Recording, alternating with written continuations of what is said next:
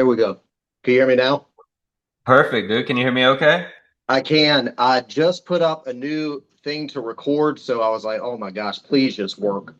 If not, I have Dude, something else ready. I love it, man. The last podcast I was trying to hop on, same thing. I had camera issues this past Sunday, so I said, "Look, let's reschedule." So I got another one right after you. Nice, nice. Awesome, Ray. Great to meet you, bro. I appreciate you let me interview you, man. Number one, and learning more about you. I'm excited to hear more about your story. You're an interesting guy. Looks like an interesting life that you have too. Absolutely. I appreciate that, dude. I'm excited to share, man. I feel like God's just put it on my heart recently to get out and just start to speak a bit more. I've Some incredible things have happened to me over the past 2 years. And I just figured before I get any deeper, it's just good to get on and start speaking that out, especially Yeah, into the dude. appliance industry. Yeah, no, absolutely. I definitely agree with that. And I love that you mentioned the Lord too. I noticed that you're a man of the Lord, a family man, a free thinker, yeah, Absolutely. yeah, Yeah, no, I that's think huge. for me and mine, we'll serve the Lord in this house. So Absolutely, bro. I love that, man. So yeah, proper introduction, Ray Hagler. This is our first time getting together. I just started following you, bro. I love what I see so far. Correct me if I'm wrong, but I want to give the proper introduction. Appliance repair business owner, coach. I know you do some hustling on the side and collect cards, so that's super cool. Um, and you're obviously about the money and entrepreneurial mindset. So yeah, man. Did I get all that right? Did I miss anything? no, absolutely, you did. I would just add one other thing is that I've Yeah. been recently developing a proprietary system for specifically tailored and geared towards appliance repair business owners. Man, this Oh, thing it can drastically increase top line revenue margins, things for owners, while at the same time, though, just simultaneously decreasing all of that stress and burden that we feel to get us out of the truck. But I do, man. I love let's go. mentoring, sharing with other individuals, and just teaching what it is that I've learned out here. It's an incredible journey, and I absolutely love the appliance repair industry. I love that, bro. No, that's huge. Me too. I love it as well. I definitely want to hear more about the business that you have and what you do because there's not anybody like you, I don't think, in the industry.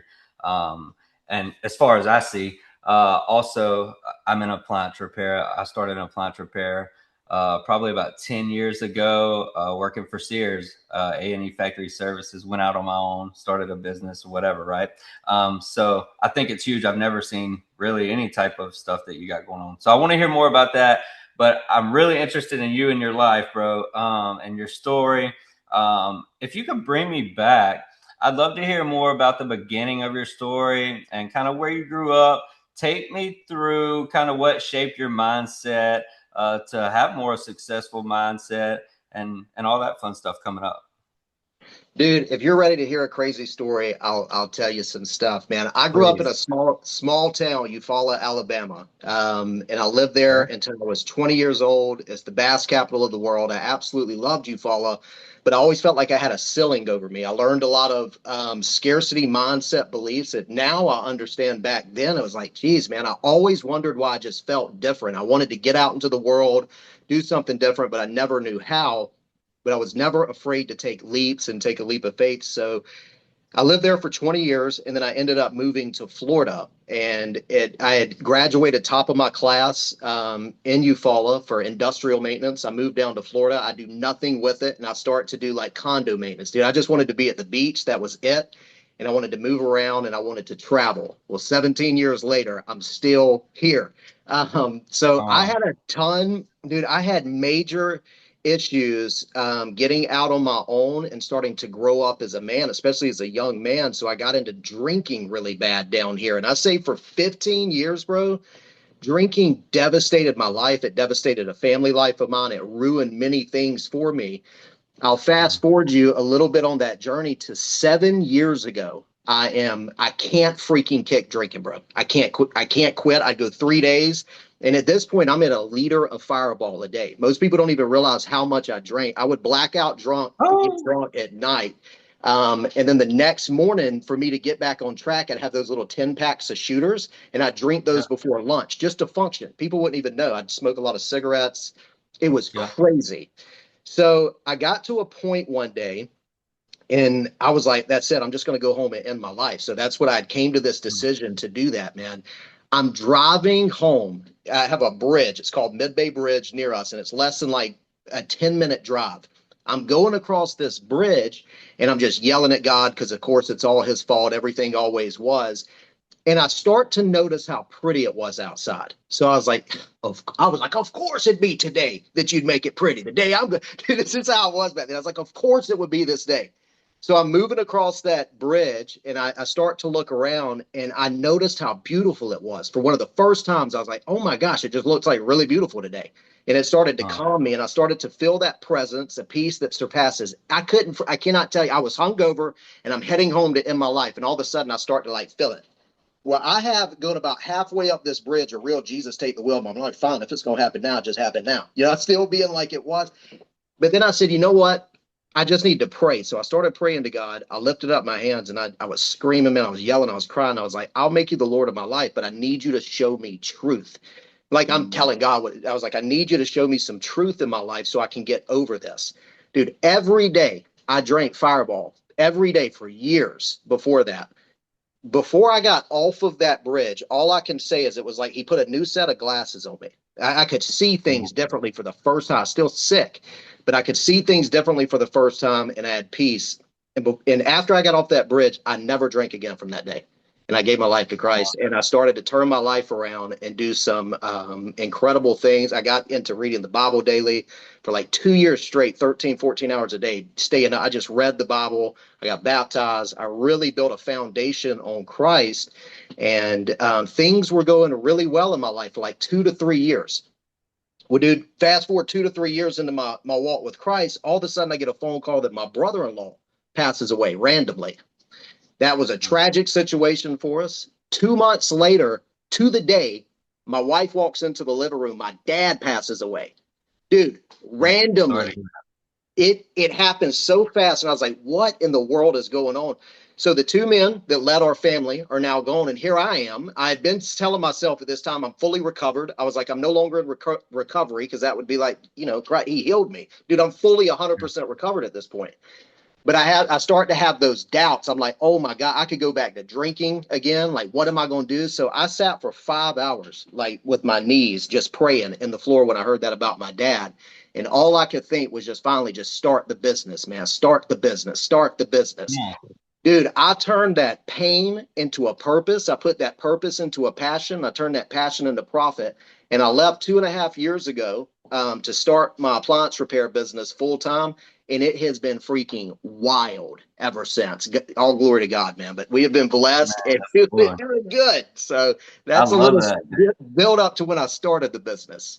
Yeah, no, that's huge, man. And that actually answered my next question for you. Is like, what got you, like, what experience got you into to starting a business? But it sounds like the Lord, man. And Yeah. kind of same way with me. So I love that.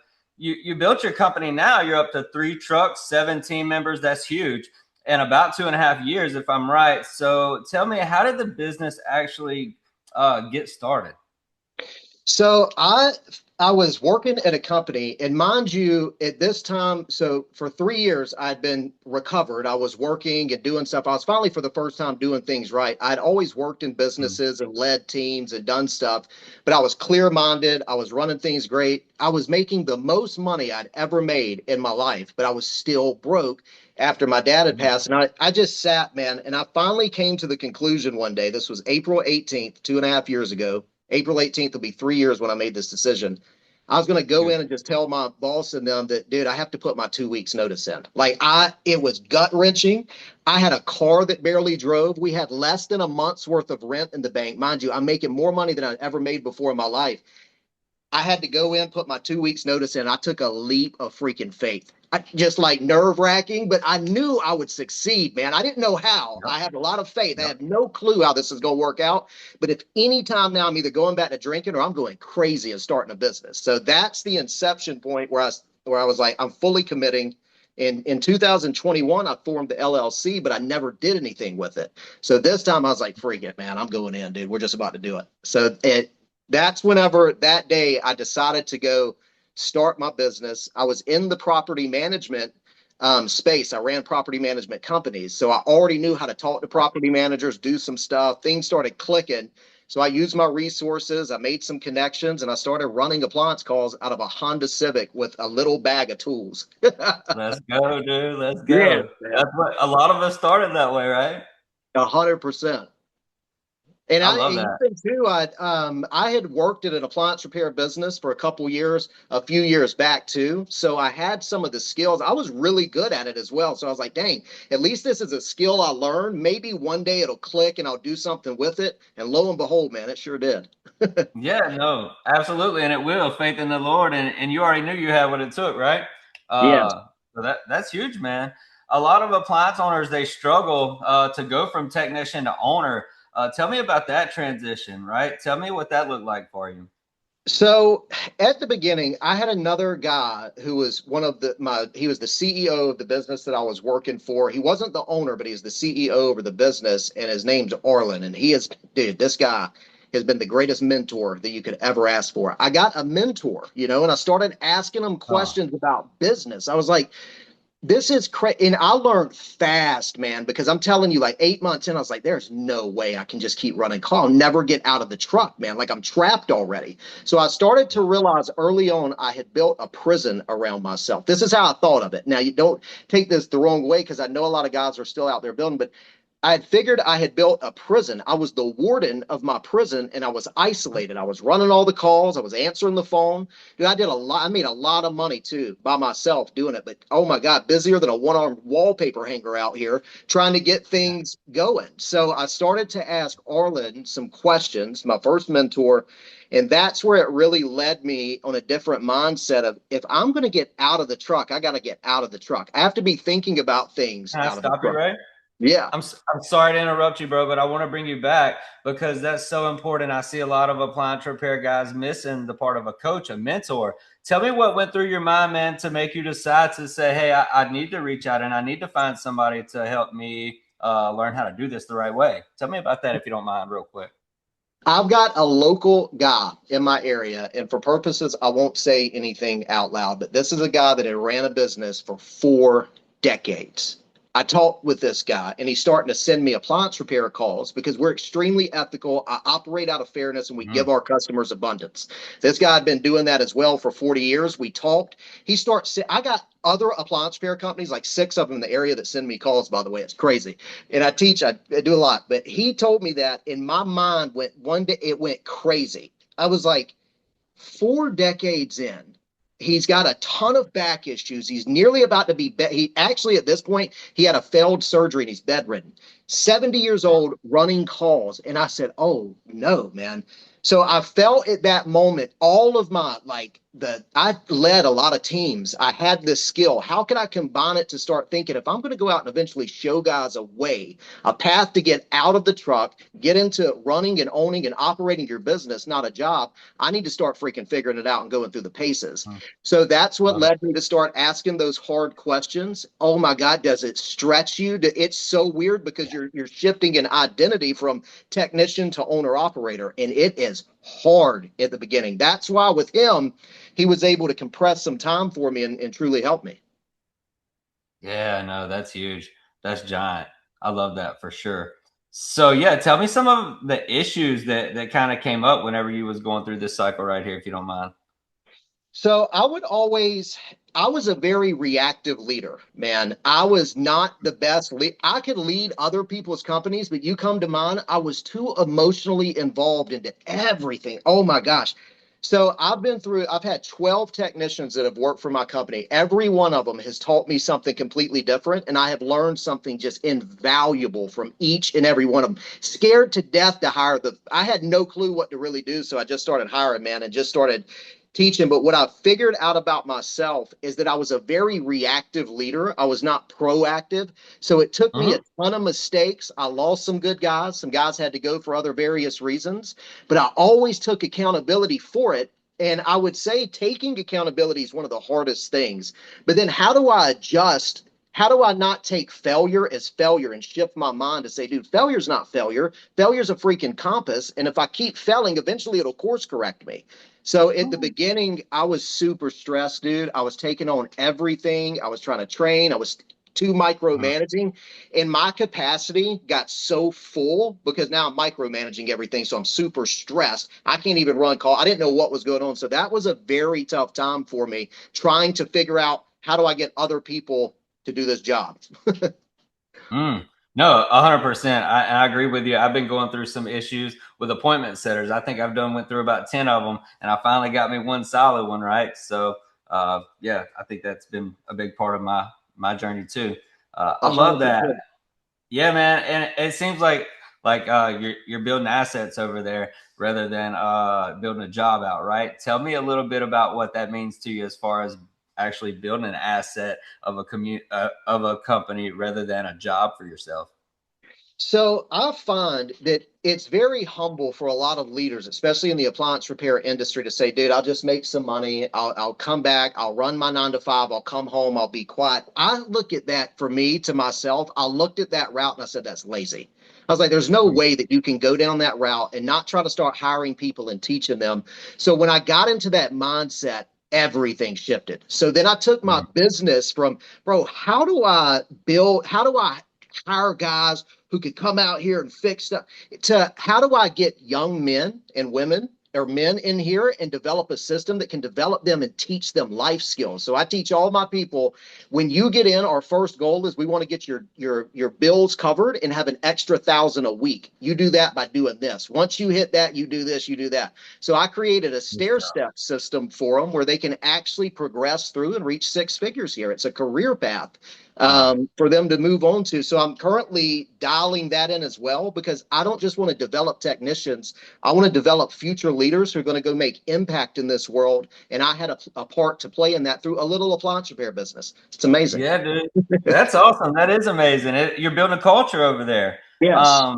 That's huge. Tell me a little bit more about that. Let's kind of go down that. I want to know more about the culture that you're building over there because it really sounds like you care about your guys and that you are being a strong asset in the community too.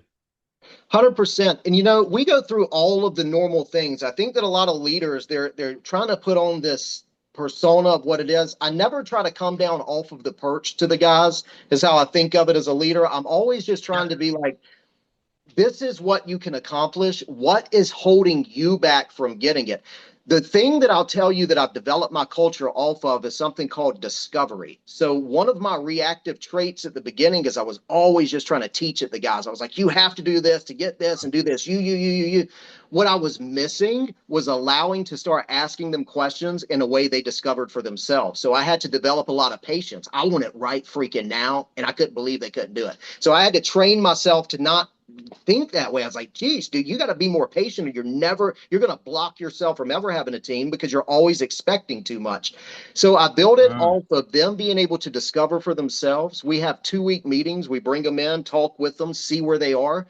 And then I don't think of ruling with an iron fist as the way to go. We really try to figure out, like, how can I help you in your life do something that's going to help you be more productive at work if I can. I don't get like super deep into a lot of stuff, but I'm there. It's a good culture to come in, be open, honest, and then let's see what's going on. What are you struggling with? And then if you're winning, how can we reward you for that and show you how well you're doing here to make you feel good and great, man. It's just a greatness culture is what I think of it as. Yeah, I love that. It's a real personal touch too. It's not really corporate America style, right? You really care about your people. Yes.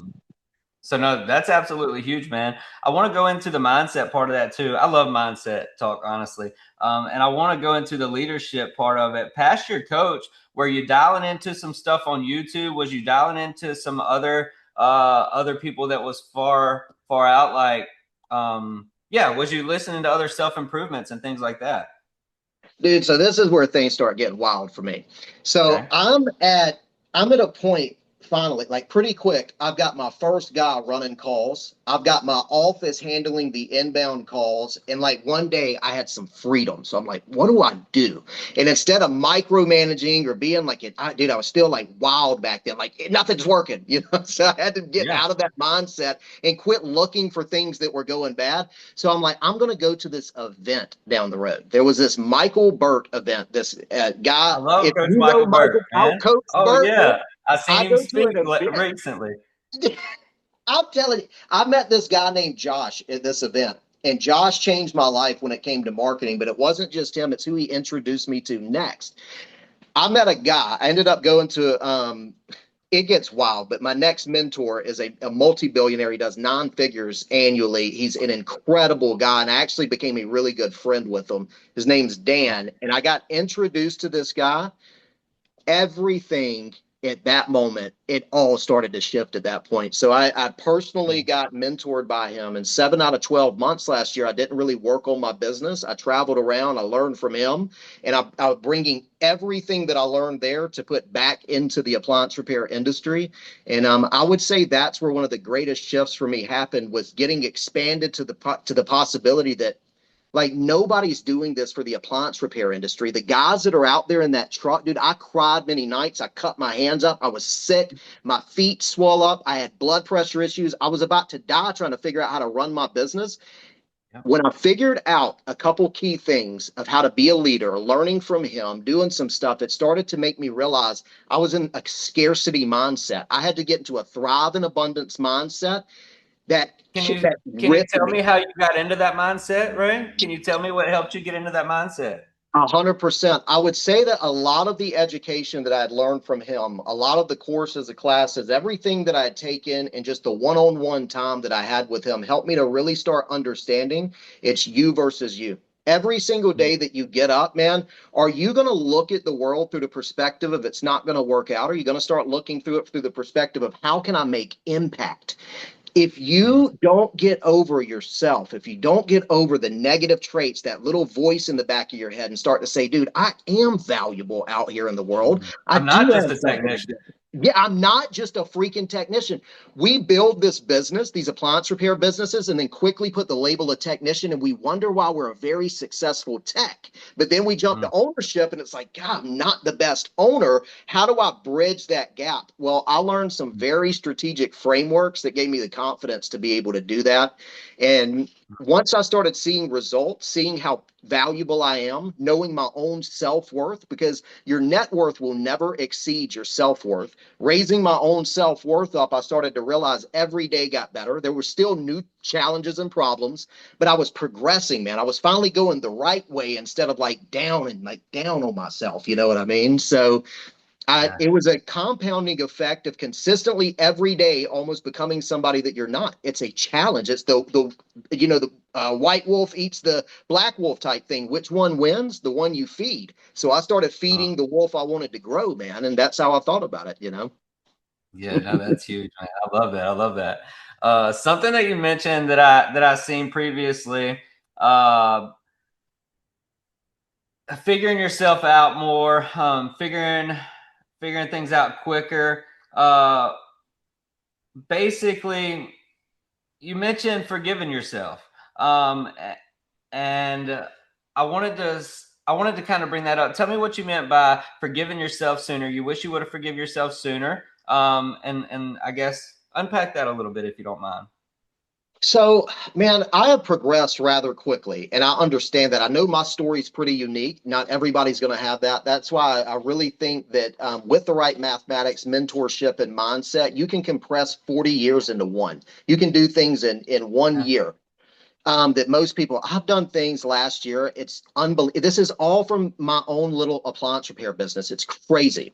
What had happened though is at the beginning, what really stalled me from the last probably 6 to 7 months of my life, I was so hard on myself, man.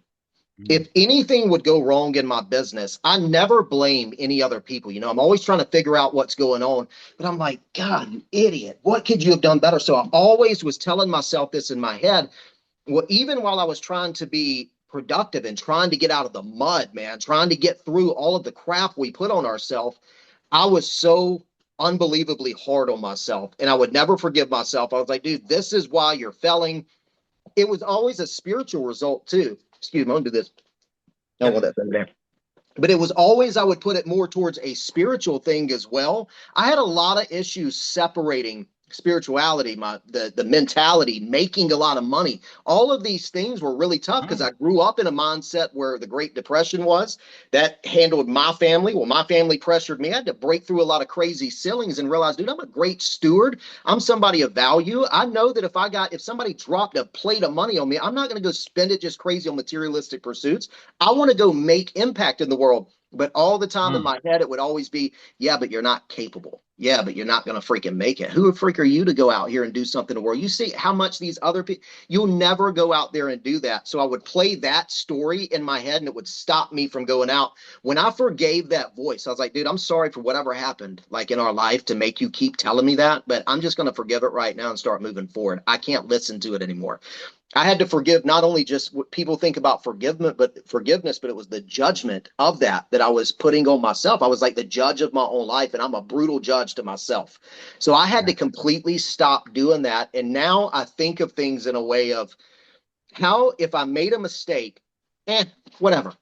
Dude, it took me Yeah. so long to get there, No, but it's through I the love that.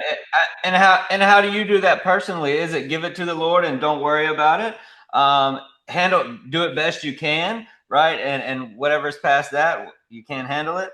How do you do it personally? It's a couple different ways. I used to pray a lot for certain things. Now I pray for understanding and wisdom. I'm like, show me what you want me to do and make it tough. I know it's already going to be tough, but I want to see the Mm. toughness so I can understand what it is that I'm supposed to do with the result from it. So I do give a lot to God because He can handle more than we can.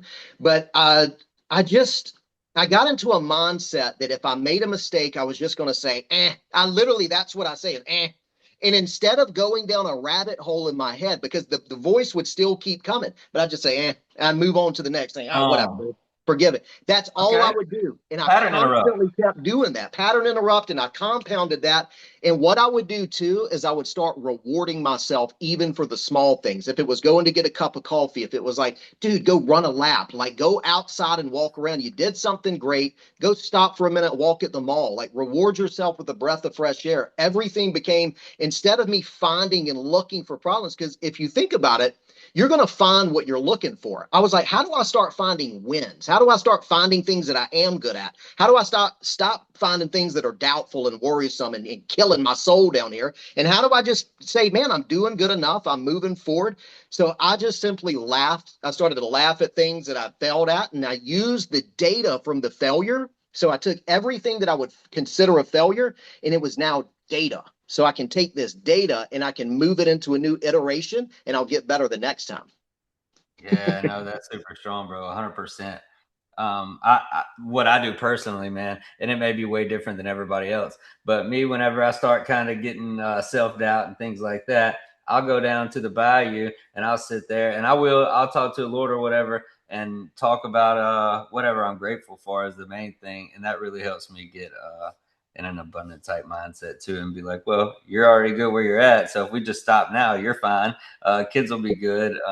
But we want more, or we're worth more. So is everybody else. We're servants. So yeah. That is, yeah, I always say that gratitude is the seed of abundance, man. So the more grateful you can be, even in your morning routine, you add a space in there just to be grateful for things that have happened. And at the end of the day, add a space in there to say, these are the things that I'm grateful for. You all of a sudden like incubate yourself in greatness and it'll sprout, man, the seed of abundance for you and your life will start to turn around. It's not just monetary things either. Like once you understand what gratefulness really is and you're truly grateful, in the beginning, you may even have to like almost like it's lines like, oh, I'm grateful for this thing. But you keep daily saying, I'm grateful. And then eventually you start to believe it. And you're like, geez, man, I never noticed this thing over here or that. I'm grateful. Look how much I have around me already.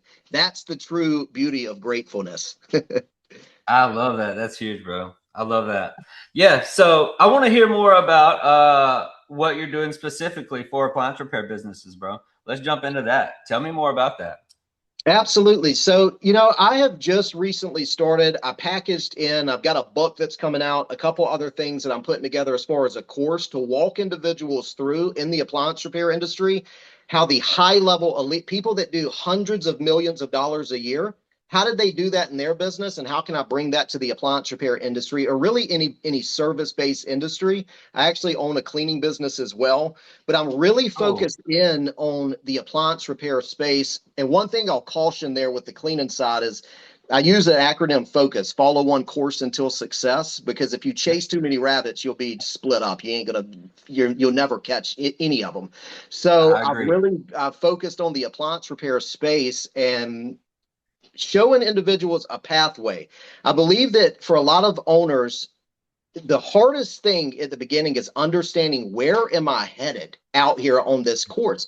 If you never set a destination, you will always be traversing around on the waves of opportunity in your leadership boat. Like, where do I go? I don't even know where I'm going. I got the boat built, but you'll be down in the engine room fixing the engine. You'll be curing scurvy over here with your teammates. Nobody's up at the wheel at the helm. So I help business owners understand the transition. I call it a bridge, to go from technician to owner and architect and designer of your life, how we were called to be, and steward that in a way that grows a very ethical and amazing business. You can then train other future leaders to run it for you so you don't have to run. My biggest thing for a lot of appliance repair business owners, and this is why I specialize and why I really niche down, is because I think we are some of the most fascinating individuals that have ever existed. If you look at what we have to do, 33 different appliance types, hundreds of different models. There's millions of different fail points, and we can go in there and say, needs that like in seconds, man.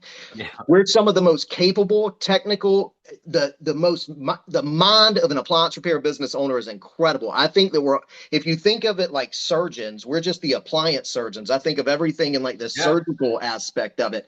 But I think that there are amazing, great leaders out here. But the thing that I teach is we are not here to grow an appliance business to 8 figures and just that's it. What I teach is a little bit different because this is where freedom comes from. This is where you can truly escape. This is what I've done. This is what I teach people. We want to make a certain amount of money that is going to pay for our lifestyle and living expense and use the rest to run our business. And we build that asset to run without us. We work less than 20 hours a week on it. And then we have bandwidth to focus on podcasts, focus on impact, focus on creating assets that can create us generational wealth where we can go fund major impacts and visions out in the world that God's got us out here doing. So it's not just how do I go make a lot of money? How do I build a business? It's how do I build a business that runs without me consistently? That's what we are teaching over here. So That's huge. No, I love that. And yeah, is the course, is it a course to where it's like, hey, like within 6 months we'll be here, or is it, hey, like stick with me and I'm going to help you build this thing as we go? yeah, so it's a course inside. I've got a book with it. It's called Out of the Truck. It's how appliance repair business owners make $500,000 with businesses profitable that run without them. And then I've got an accompanying course with it.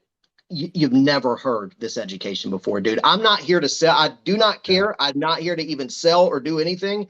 The stuff that I learned over the last 2 years is things you'll never hear before unless somebody brings it in. I think of it like ancient technology with modern psychology. You've never heard this stuff, and nobody's ever synthesized it in a way directed at a focal point to the appliance repair industry.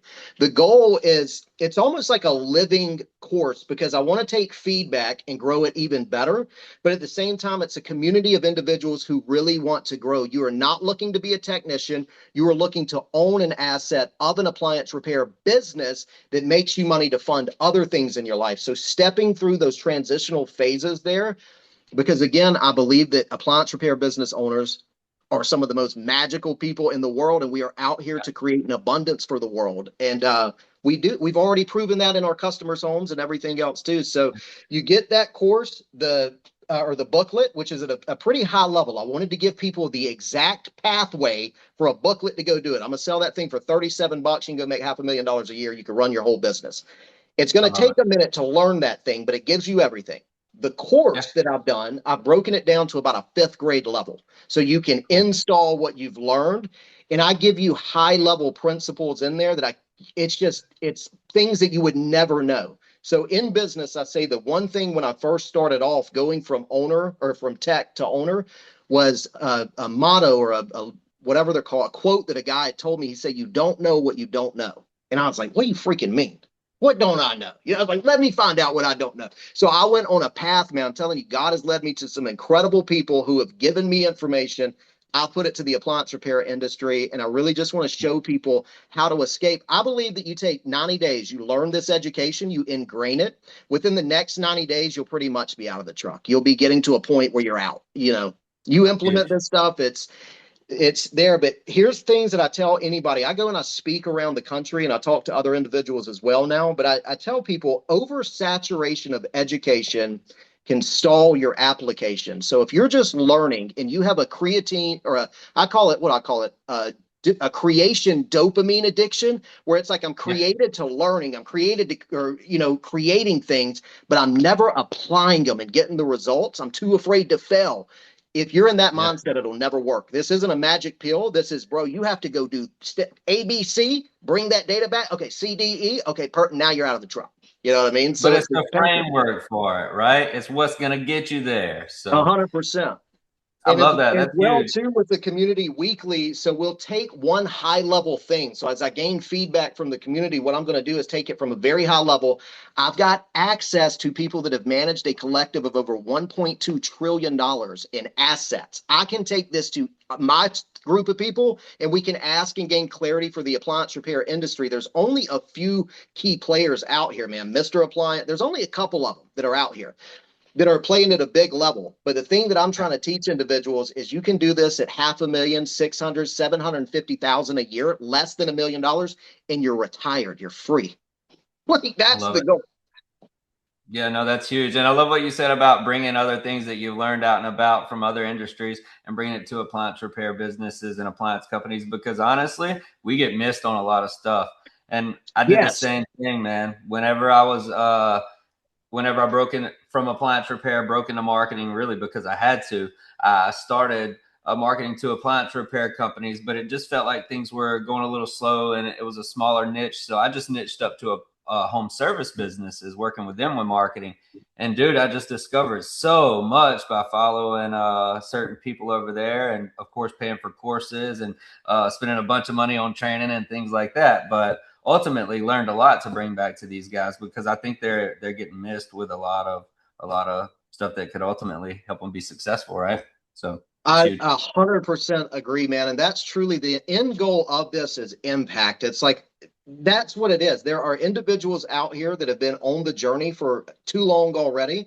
I'm showing a path that in 2.5 years, you know, in 3 years, I'll have made a business that basically runs by itself. I come and I check in with certain things. These are the other things that I'll teach in there. Like, how do you set up meetings to check for certain numbers so you can breathe and know that you're good? A lot of it's mental mindset stuff, man. But once you have the numbers and the education, it's like, oh, you mean to tell me it's that easy? My mind all the time, I'm like, I've spent 6 months. I'll go to my mentors a lot of time, like, dude, I spent 6 months thinking about that. He's like, I know. He won't tell you.